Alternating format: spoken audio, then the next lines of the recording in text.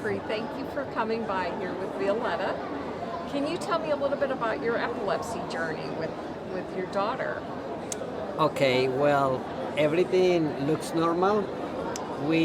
Mom and me, were planning to celebrate her first year birthday party. We rent a place, we invite family, we were having everything almost ready. And one day before the party, she starts to have myoclonic seizures. Okay. She was in the arms of a cousin, of a mother cousin, Okay. and she starts to yell, Jeffrey, Jeffrey, what's happening?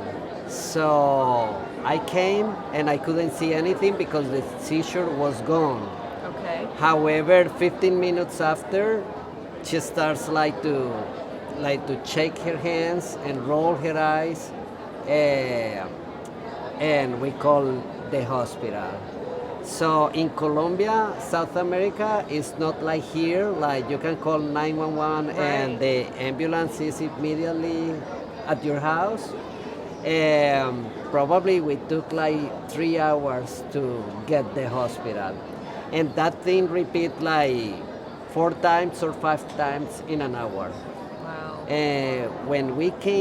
When we arrived to the hospital, the doctor said this could be febrile seizures, this could be like meningitis, or this could be like epilepsy. We will start like to rule out everything. So they tried to take some liquid from her spine. Uh-huh. Yes, but not with anesthesia because the protocol of that hospital was not using anesthesia. Okay. So we tried, but it was very traumatic. So I say, stop. We cannot continue with this.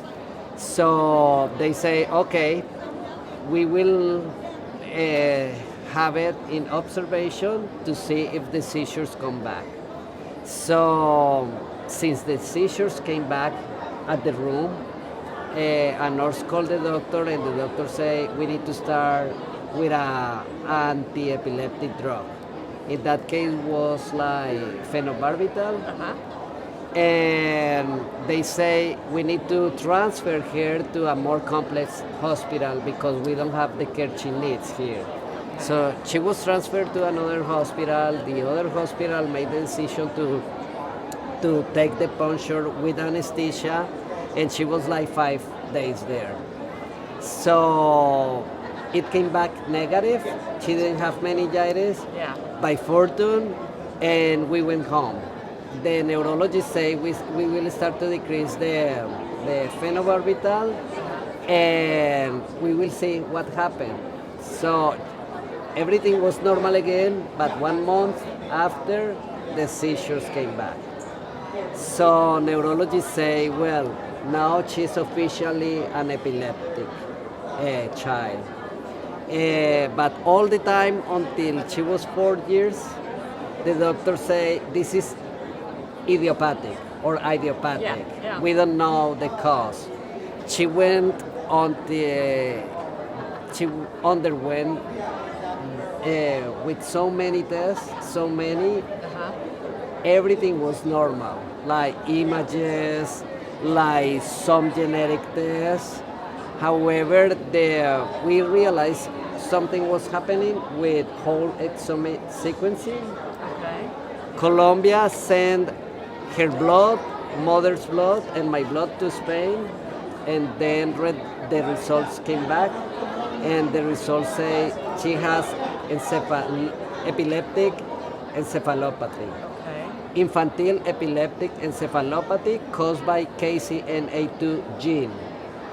In Colombia, they didn't say that was a kind of epilepsy. They say that gene mutation or variation could be the cause for her seizures. Uh-huh. We came here in 2017, and in North Carolina hospital, they say this is KCNA2 epilepsy. So we start our journey knowing it's a genetic epilepsy. Okay. But it has been a lot. It has been a lot. Sure. Yes. Is she still having seizures now?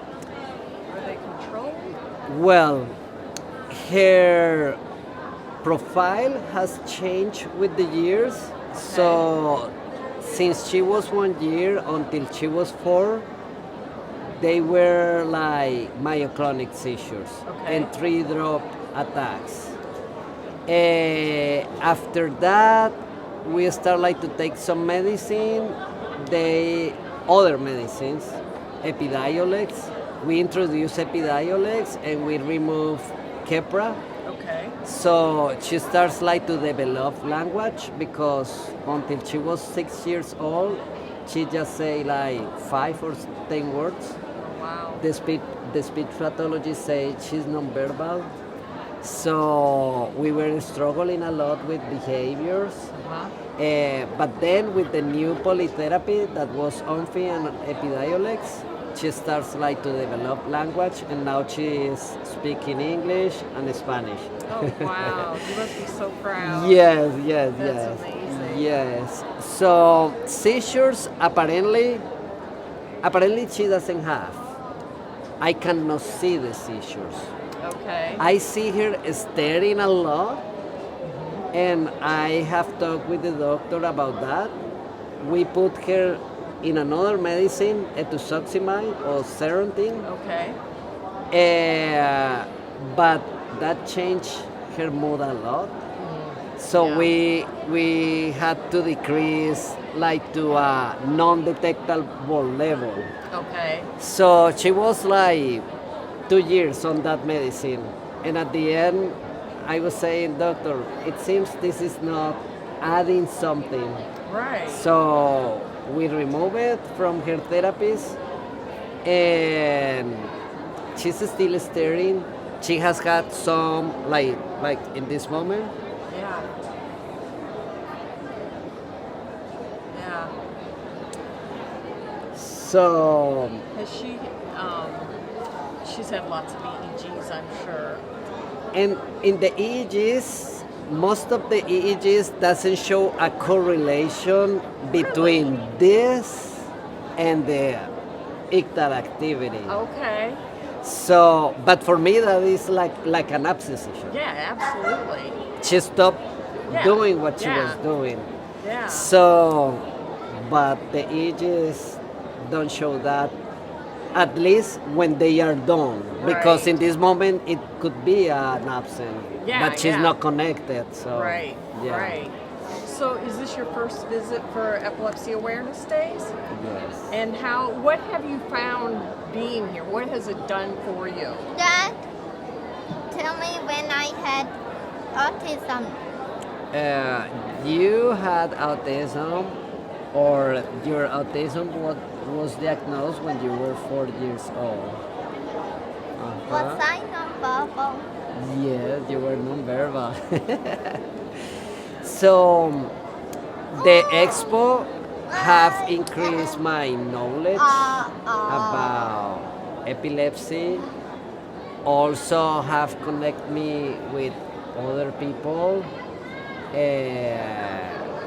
with other cases, because sometimes you can feel you're alone, Yeah. but you are not. No. No. No. Eh, But it's finding that group of people who understand and support, and that's so important. And these spaces allow us like to talk with doctors like not rushing, like Yeah. more free. So Yeah, yeah. it's also good. Good. And also like, well, the place is it produces like something different. Yeah. It seems like you forget your problems or Just difficulties. for a few days. Yes. But that's yes. sometimes what you need. Isn't Yes. It? Yes.